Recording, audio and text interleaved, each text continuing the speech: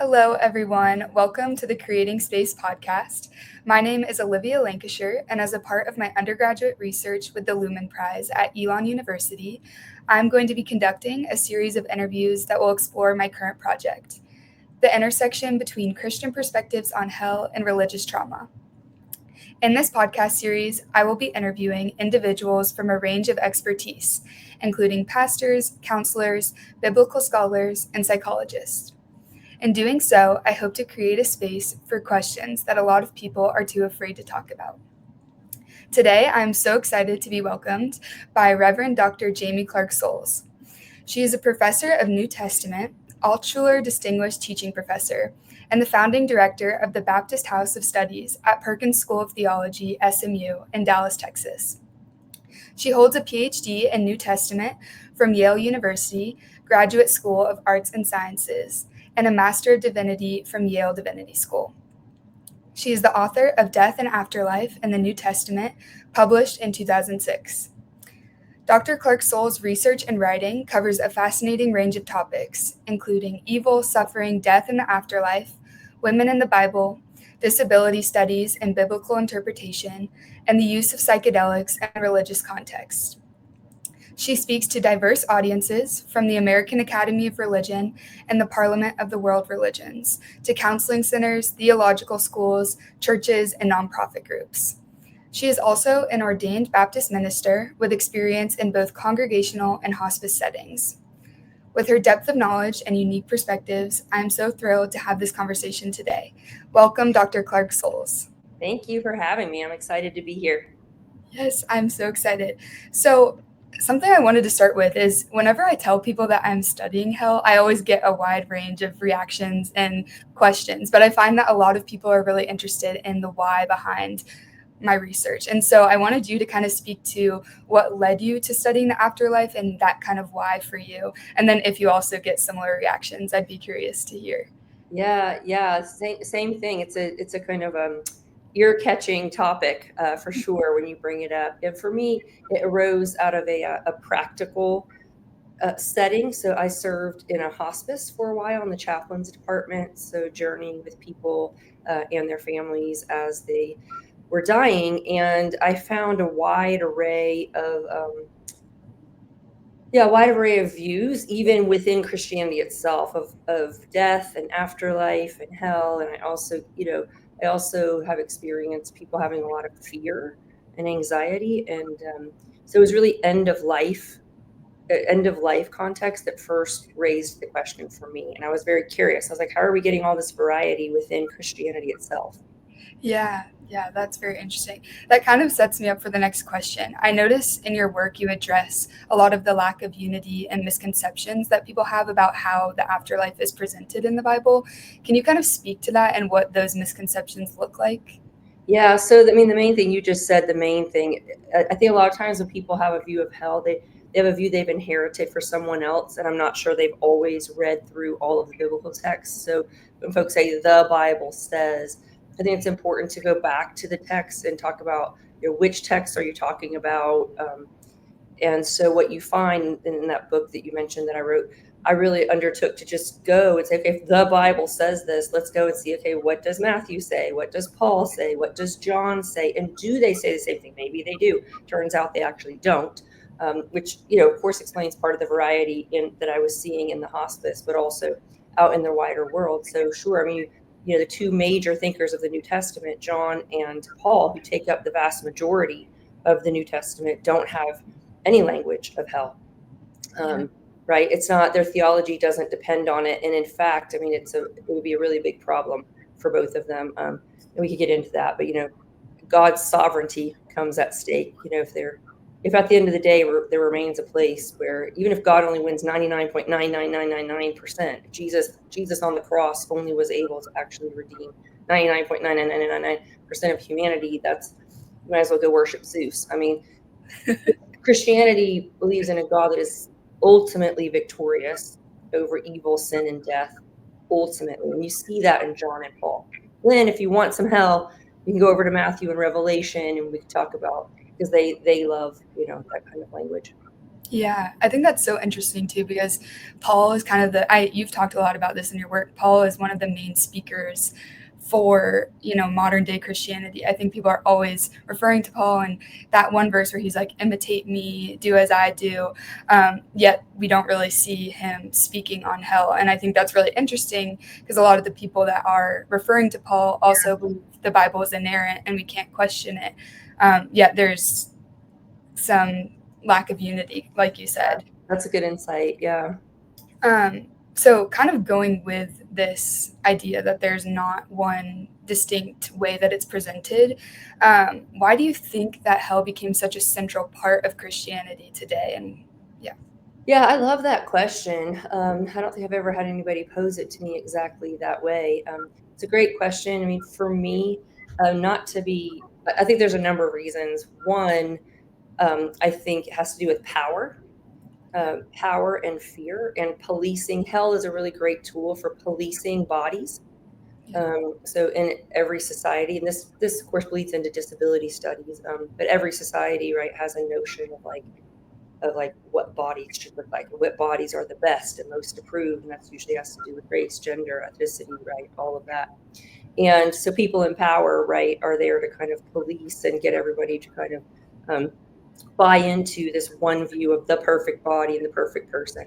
And issues of morality, you want people to behave exactly this way and only this way. And so hell gets used as a fear tool, a coercion tool, to police various bodies on the one hand, and to also kind of drive people to a very particular set of whatever that society considers to be the moral code. I don't know, have you read Megan Henning's got yeah, you've read her book, yeah, Hell Hath No Fury. So I have to recommend that to everybody on this listening to this. It's such a great book, and she lays that out perfectly. yes, I actually interviewed her for the last, Oh, yeah, and we were talking. I won't repeat Megan's whole argument if Megan gave her argument herself. Yeah, we were talking about the panopticon, which I think was relevant to like that policing Yeah, idea. yeah, But just that people feel like they're being watched. And I mean, I've even experienced this in like when I was an adolescent, feeling that fear around the idea of hell, even though that wasn't something necessarily pushed on me by my family. And so it's just a very interesting idea how it gets into people's subconscious. it really does. Yeah. And I think there's also, so that's the one hand, like the external control of power, coercion, like people with power wanting people to obey and then you threaten them with all kinds of things, like Megan's book goes to. And then there's also, I think, the personal thing that, I think to some degree, most, if not all of us deal, with guilt, with shame. I mean, Christianity handles this through sin. I mean, there's this notion sometimes like I'm not perfect. And what does that mean? Is that okay? And it's just that it's the death of us to accept God's unconditional love. I mean, it's just so, it's there and it's free and it's for all time and it's available now and it's 100%, and yet we don't believe it, right? It seems too good to be true. And so I think even the scientists have proven we have a negativity bias in our brain. Mhm. And so I think that's, the notion that God is love, which is the most basic way it's put in the New Testament, right? In First John, we want to fill it in with a lot of other things. God is pure. God is wrathful. God is, exacting. And it's just, I think I think love is a hard sell for human beings. Yeah, definitely. I think that's something that makes me so sad too for people that have experienced religious trauma, because I think it really becomes this shame thing of like, I'm not good enough. I don't deserve God's love. I have to work my way up to make it to heaven. And I think it's just such a shame because I really do. The Bible that I read doesn't present a mean and vengeful God. And so I think that's part of what my goal is, and I think you've done a lot of this in your work, is construing like back the pieces so people can see that God really is love, and there's not a unified story of God being mean and Right. Right. punishing. Because I think, I'm sorry to interrupt. No, yeah. Right. Because what I hear, so a lot of times, so I teach this class, evil, suffering, and death on a regular basis. And invariably the first day, or at least the day we pick up hell, the question always comes up. This is the way it's always put. If there's no hell, why be moral? Mm. That's a question I get all the time. If there's no hell, why be moral? And that's a really important question, I think, to explore, because the first question behind that question is, why be moral? Yeah. I mean, that's the first question, right? Is it really the case that we act morally and with virtue, strictly out of fear? Or do we act morally and virtuously because we're inhabited by the Holy Spirit and divine love, and we act in accordance with the way we were created in the first place on our best days?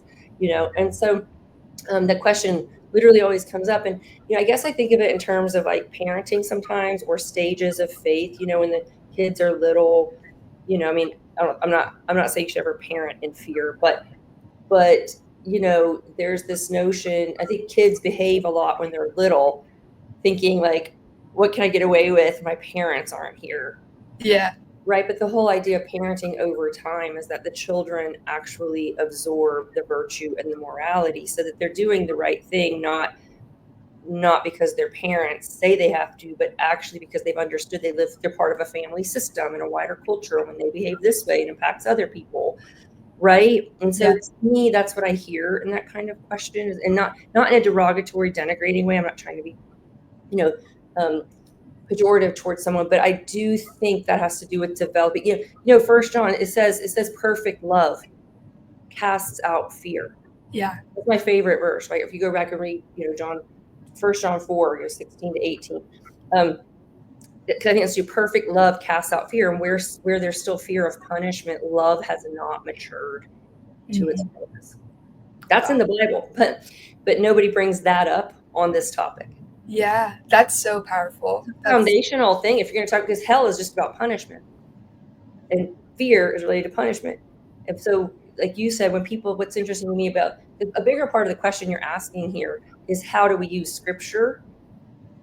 How do we use scripture in our moral life? That's a bigger question, right? And what you're kind of saying is, typically people are kind of emphasizing this set of verses and they either don't know or they do know, I don't know which is worse, and squash down the verses that speak to the theme that runs from Genesis to Revelation, which is God's unconditional love. Right. Which is interesting, because I feel like those are the people usually saying you can't cherry pick or pick and choose what verses, yet there's so many verses that we're forgetting about when we're talking about hell. So yeah, you're right. I know human beings, basically when you ask that question, why do people fixate on hell and all this? I didn't want to, it's not a facetious answer, but my real answer basically is the human condition. That's why. Yeah. The human condition. Yeah. What you just said, we're a mess. We are a mess. And I fixate on it in my own ways. I'm like, I need to get to the bottom of this. But I think I've been realizing there's no way to get to the bottom of it. It's just such a complex and large idea, like death and afterlife. Yeah. Yeah. So kind of with that, you talked about this briefly, but you've worked in hospice settings, and of course, end-of-life care. You're hearing a lot about fears around death, and I'm sure you said hell comes up. How do you kind of talk about that with people, because it's such an unanswerable thing? Yeah, so it depends on the context I'm in, which is true for all deep theological issues. It depends. So, I remember sitting by the bedside once of a woman who was dying, and her daughter, was very, just watching her daughter make meaning out of the situation. Because basically what you're doing is you're helping people make meaning of whatever experience they're having. Yeah. And so I remember, like in that case, she made this logical thing of saying, like, because her mom was suffering, and that's why she was in hospice, and it was time to let go of all of that. And what she said, I'll never forget it. She said, my mom, God must love my mom a lot, because God loved Jesus so much, and look how much Jesus suffered. It's so tying like God's love to intense suffering. Interesting. Yeah, it was very interesting. And I was, of course, wondering, like, wow, it kind of hurt my heart. That's when I got committed to like writing this book and all of that, because we need to move the conversation upstream, is my short answer to your question. Like, so that's not the moment at all to be like, hey, I'm wondering about that theology, and have you really thought through the implications of that, about the nature of God? Right. So it depends on where you are, and kind of being present and being the face of love in that moment. Having said that, I think it's really crucial to move the conversation upstream in churches, everywhere, before anybody gets on their deathbed, before anybody gets in the hospital, to actually work through that theology. I was also one time at a racquetball tournament, and my about to be opponent, so this was unfortunate for me. I'm like, I'm trying to just be a killer racquetball player here, not a pastoral presence. So those aren't necessarily the same thing. And she came when her mother was sick in the hospital, and she was very, very worried. Basically, she said she was having nightmares every night of her mother being in hell and like being attacked by demons. And she was just so distressed because her mother had lung cancer, and she was didn't have a voice, all that. And she was trying to get her mother to say the sinner's prayer so that she would be saved before she died, so she doesn't, live in fiery hell the rest of her life. Again, also my heart was so hurt because I'm like, what have we done? What has the church done? This person who loves her mother so much, and the way the Bible puts it, I love it. They're like, you know what? If you being a human being, this, Matthew, where he's like, basically the idea is, look, you're a human being, and this kind of stuff we say God would do, we wouldn't even do to our own kids. We wouldn't say or do or treat our own kids that way, right? We wouldn't. And so, God is even better and more perfect than we are. So why on earth would we imagine a God who would be like an ethical monster, who would send this woman's mother to hell for all time because she didn't say a 5-word prayer? Yeah. So that's kind of like my real answer is, in the moment, the point is just to minister to whoever's there and their fear and their anxiety, and also move this conversation upstream so that we don't get into that situation in the first place. We need to teach differently in our churches, exactly what you're doing with this podcast. We need to get the word out that people need to actually go back and read the Bible, and also understand and take it. Just do a thought experiment. I tell my students all the time, like, try it on for size. No one's saying you have to believe it, but just listen to the other side and see, right? Explore it. Don't be afraid to explore, because sometimes people are even afraid to even explore the topic of hell. Like, by asking about it, you're going to actually extra go to hell, right?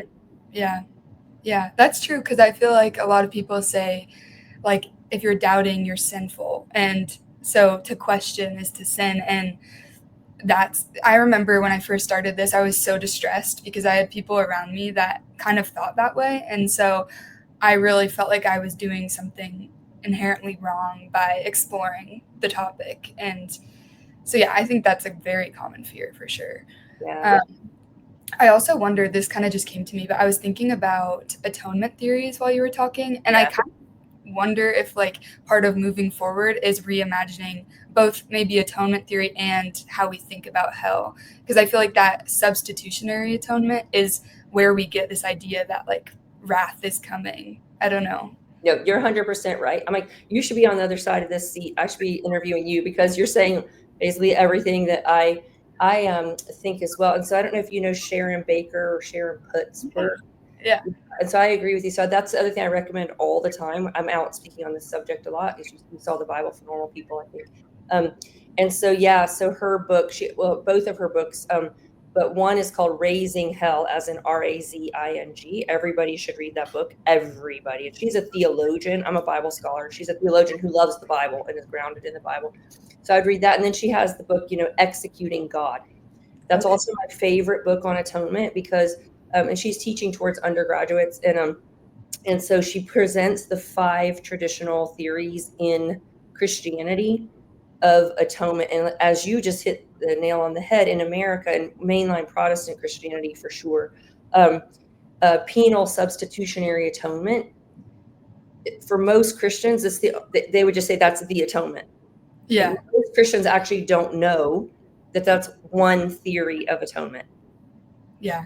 It's the one that holds sway. And so even what you're doing right here on the podcast to help people understand, it's not even like people who are post-Christian or liberal or this kind of thing, where people sometimes are like, oh, that's liberal, or you don't care about the Bible.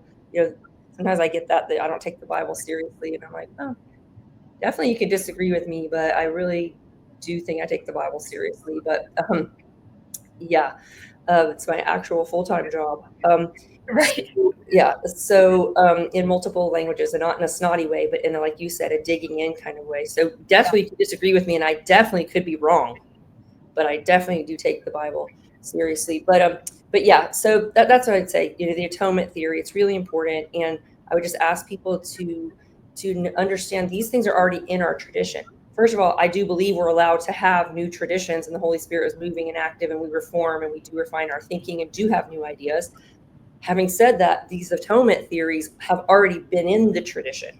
Yes. Yeah. And so I would like people to explore those and then understand there are different theories, and then understand that the one they're subscribing to is a choice. Yeah, absolutely. Yeah. So kind of going with this too, one thing I think a lot about is, in a therapeutic context for people that have experienced religious trauma, I really think, because this even is, I'm speaking from personal experience, like reimagining hell and atonement theory and all these things really brought like a lot of healing and peace in my life, because I was able to see, like you were saying, there's so many different perspectives within the tradition and different theories and different ways to think about something.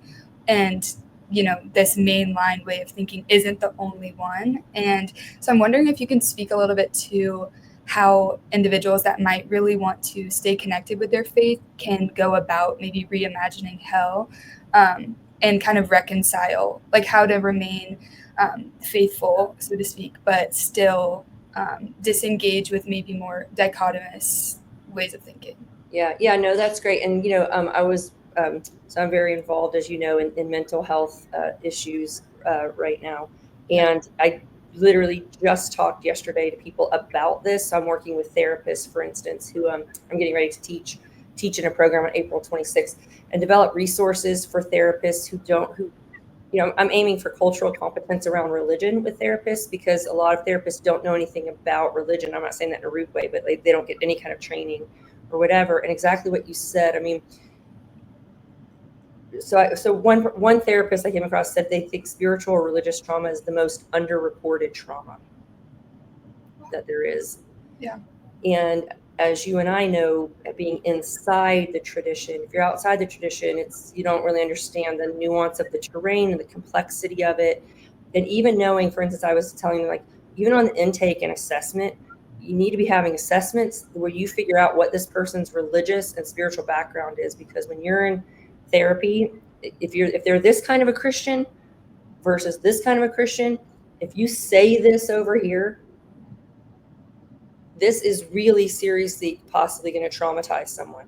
Because also, if the therapists themselves, let's say they're Christian and they're in a certain kind of Christianity, like, oh, this is what Christianity is, and this brings life to me, and this brings happiness and joy to me, and you don't understand like other parts of our tradition that have really inflicted deep wounding on people, and you use that language that may be meaningful to you, you can seriously traumatize someone. So you have to really understand, to some degree, you have to have basic understanding, which is what I'm trying to give them, basic understanding, religious competence in Christianity. And then you also have to know how to, and this is the same thing I would advise the person you're talking about, you also then have to have a Rolodex of people you refer to who are trained, vetted religious professionals who have thought through this and do understand the nuance, and bring them in to help you. Because the stuff is deep. And I have grandkids who are 5 and 4, and I'm a seminary professor, and I'll tell you this, it's great. I think I do great work at the seminary. I think lives are deeply touched and transformation happens. But I will tell you, I think we both know, whatever people learn theologically from like ages 0 to 5, it's really deep down in there. Yeah.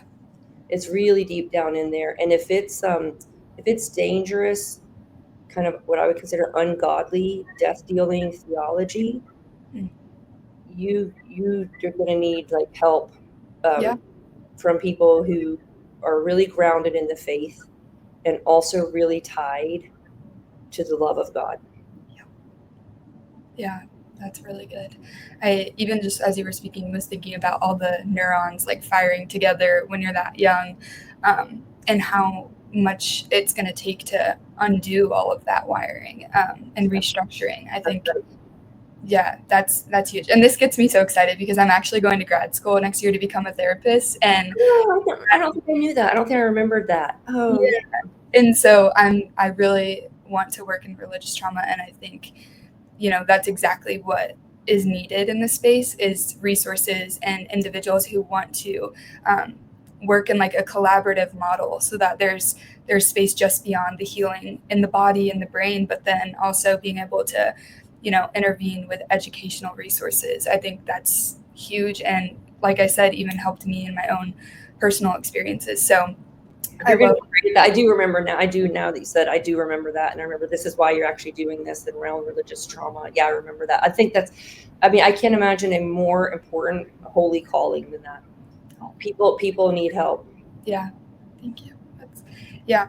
So, okay, switching gears a little bit, I'm so excited to talk about this. I would love you to just talk about your experience in the study with Johns Hopkins, where you're looking at the effects of psychedelics on spirituality. Can you just speak to what drew you to this, and then also what your experience was like in the study?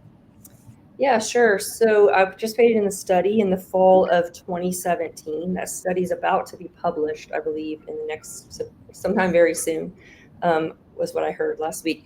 And so what they were looking for is clergy who were what they call psychedelically naive. So you never had any experiences of psychedelics, just truly naive, which I was. I really knew nothing. But I'm an academic, and I was a philosophy major as an undergrad. And so I've always been interested in the brain and the mind and the soul, and what makes us who we are, and all of that. And so it was at Johns Hopkins, major medical school, in a legal study. So I was like, okay, wait, I'm trained ministers. So I can advance human knowledge while also exploring everything about the soul and the mind and the spirit. And so I was like, sure, why not? In this FDA approved, place. So I went and participated in the study. And so 1 month apart. So I went the first time you get a high dose of psilocybin. It's an experience that lasts at least 6 hours, really. From start to finish. And then 1 month later, same thing. So high doses of psilocybin. And and the experiences were really profound. You'll see when the study comes out, there were about 25-ish of us, and the vast majority of us, and we're already religious leaders, so we already, believe in religious experiences. And the vast majority of us put it in the experiences in the top 5 spiritual experiences of our lives. And I was one of those people who put it that way. So it was deeply profound experience of God, of myself, of areas where I invited to grow deeper, I think, spiritually. What they say in psychedelic journeys, that are aimed at this kind of soul exploration or healing, because there's the medical therapeutic context, and then there's spiritual formation, where it's not a diagnosis, which is the kind of thing I was part of. Most of the studies on psychedelics right now are being done very particularly with eating disorders, PTSD. This is one with, just for people who don't have a medical diagnosis. But anyway, so just very profound experience. And Houston Smith said this famous line: a religious experience does not constitute a religious life. So the experience itself is one thing, and it was really profound. It was amazing. It was holy. I will be forever. It was challenging, because very challenging things can come up. Then the question is, and whether you have a mystical experience via psychedelics or via fasting, chain on any of, we're in Lent. So, right, we have various ways that we do this. It's just an invitation, right? You get to see certain things. You get to see, like I experienced, Julie, in my body, like the unconditional love of God, just the belovedness, right? And also, I thought so there's an issue around forgiveness that if you ask me, I'm like, oh yeah, I checked that off my list years ago. Cool. It turns out, like, there's things in your body that your mind can be done with, and then you're not fully done with. But then the question is just, are you willing to do the work? Yeah. When you come out. And this is where you, being a therapist, that's the point. That's when I actually started, going to therapy, because it was not like, oh no, this is a bad thing, but it is a thing of like, oh, I need to set aside some systematic time to really unpack some of these things, as a way to deepen spiritually. What does that mean to fully forgive throughout your body? Like, have you really fully explored that? And there's steps you haven't taken.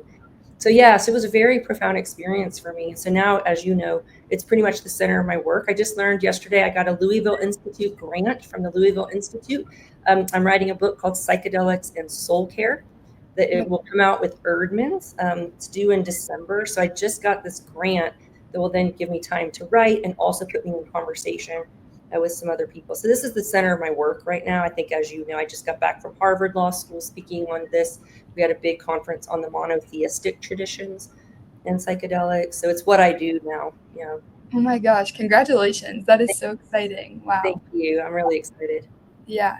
And one thing I was thinking of when you were talking is, the like disconnect between mind and body Yeah. and therapy even. I think a lot of times trauma therapists use like brain spotting and things like that to help people get into their body. But I do think there's a piece of, I don't know, I think our minds get in the way of the healing happening. So it's interesting that you say that, because once you had the chance to kind of get out of your head and into the body, Right.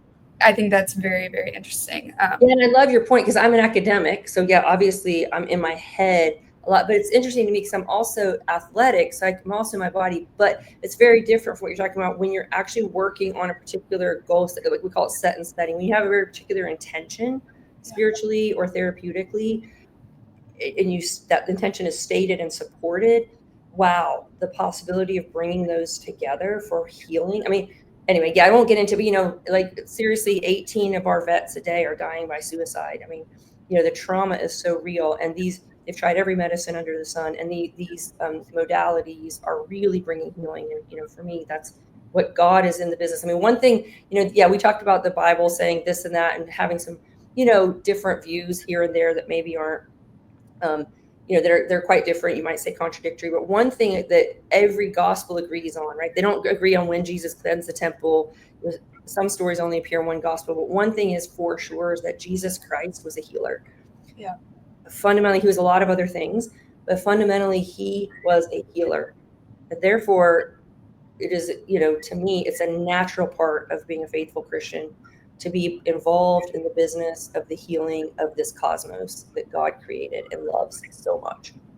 That is so, so good. I love that so much.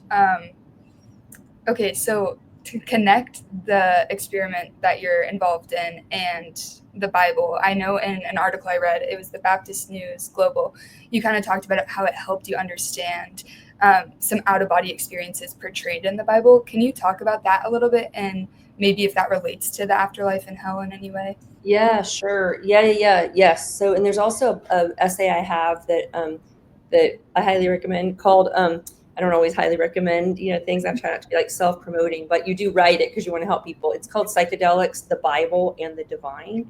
And for people who want to go more into it, I unpack it there. And especially, for instance, there I use 2 Corinthians 12, where Paul himself talks about his mystical experiences. And he typically has revelations. And he has one, and he said he was caught up to the third heaven, into paradise, and he saw things that no mortal is permitted to repeat. These are very characteristic of mystical journeys, including those induced by psychedelics. And he said, whether in the body or out of the body, I don't know, God knows. And he says that twice.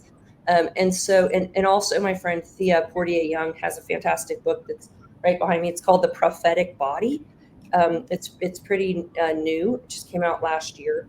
And I highly recommend that. It's an expensive book, so you kind of got to get your library to buy it. But it's worth it, every penny. I mean, she's a Hebrew Bible, Old Testament scholar. So her book is really helpful for that part of the Bible. And she talks about the prophets, especially their body and ecstasy, ascetic practices. But yeah, and induction techniques. I mean, you can see throughout our Bible that Christians actually did things. So there were spontaneous experiences like this, Moses in the burning bush, Paul on the road to Damascus, right, where things just like happen. Yeah. But you can also see in the Bible people induction techniques. So one of those is incubation, like Hannah and Samuel sleep in a temple where you sleep in a certain place. It's so like what we do again, some Christians like during Lent, fasting, drumming, incense, like things that you do on purpose in order to create space.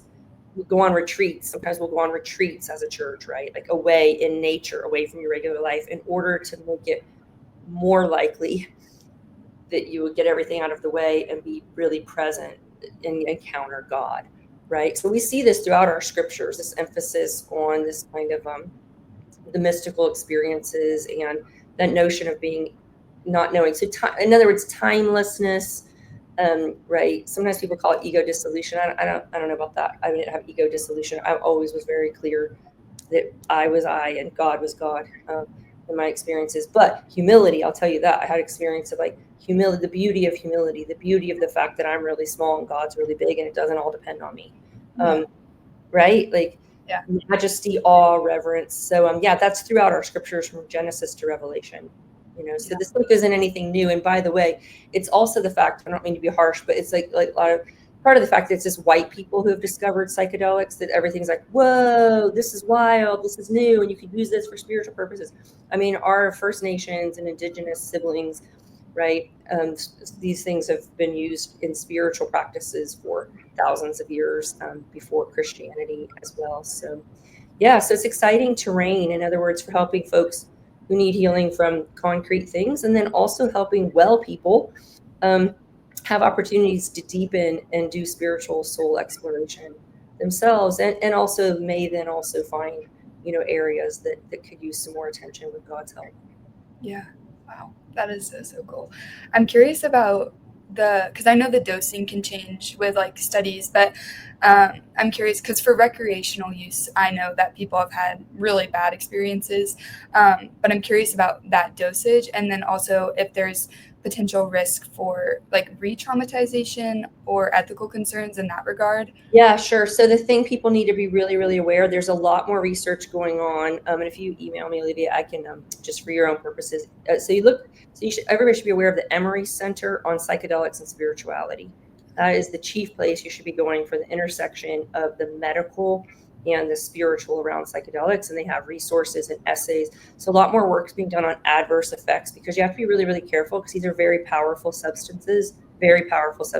And so, and adverse effects can happen. I mean, destabilization. There's people who should never touch psychedelics. If you have heart problems, if you have history of bipolar, schizophrenia, they're very powerful substances. And so more research is being done on adverse effects, because sometimes people have really profound experiences, like psychedelics, and people get kind of evangelical about it. And I'm not like evangelical and like everybody should just be running around doing psychedelics.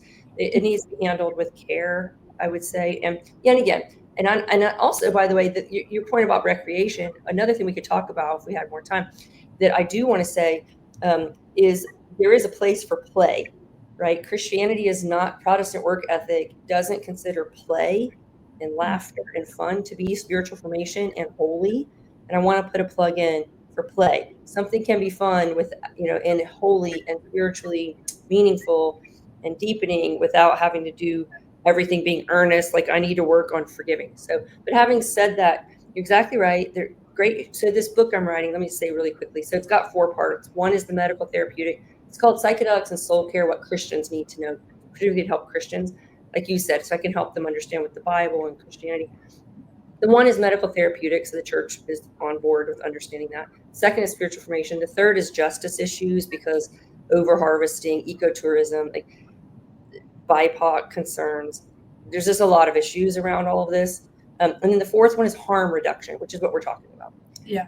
So these are powerful substances, and great care needs to be taken. And people need to know the Fireside Project. If you know anybody who's been destabilized by psychedelics, that's a resource to call. But it should be said that great care must be taken. Yes. Yeah, absolutely. That's really, I think, just so important for people to know, because I think the study and all of it is so powerful. And then on the flip side, I think people need to, proceed with caution when engaging with those types of things. Absolutely. I would highly recommend. And you're in a very vulnerable position, a very vulnerable state, and very easy to be taken advantage of. So wherever, you have to be in good hands. But if you email me, there's a new essay that just came out on adverse effects. That's really like somebody just said, it's disturbing and it's important. Yeah. So I'll send it to you. Yeah.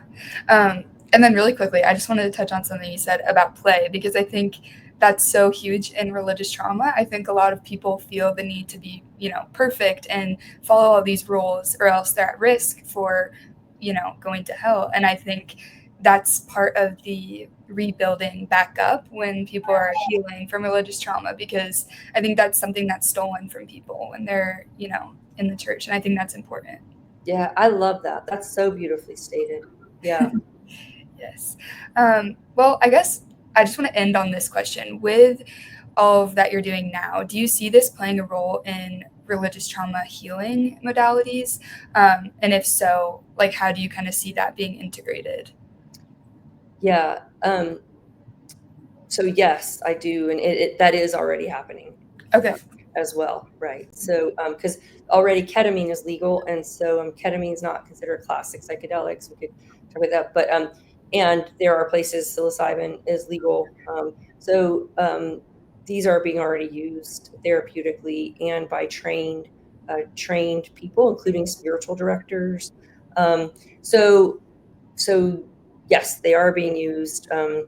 Again, I can think of CAP therapists that I know and work with at Living Medicine Institute, and we're working together to create these resources, for instance, that we're talking about, because they're therapists, and my colleague and I are religious folks, and we're trying to come together to create resources. But this is what happens: religious trauma does come up, Yeah. and the psychedelics, can both psychedelic assisted therapy both surfaces. I mean, part of the first thing is surfacing the trauma. Yeah. And then the second thing is having the actual appropriate skills when that happens to then, as you said, work through and have the language and help that person work through that specific kind of trauma. Because, I mean, as you know, we don't want to get in. It's very, very harrowing. And sometimes it's like systematic. Sometimes the trauma is systematic and typically involves like religious objects. And it's very, very disturbing. All trauma is disturbing, but it's a very particular kind. Like you need particular training and skill set. Yeah. For the different kinds of trauma, I would say they're not all the same, and they're not worked through in the same way. Yeah, that makes sense. And I feel like because the psychedelics are inducing like a mystic experience, it might be even more triggering for the religious trauma side, because it is involving the mystic. That is so well said. That was said by the person, Steve Lewis, who runs Transforming Chocolate. That's exactly that. Because they do induce on a very predictable basis mystical experiences. Like you said, this could be somebody who left religion long ago. It doesn't want to hear you say one word ever about religion again in their life. Yeah. But the medicine, you're not in control of that. The medicine is going to do, and typically it will bring up, the idea is sometimes, some people push back on this, that whatever comes up because you are ready to deal with it. You could agree or disagree with that, but it might not come up if a person's not in a safe space or ready to deal with it. But yeah, and it's also the case. It can be very disturbing and disorienting for somebody who's, like, for instance, an avowed atheist.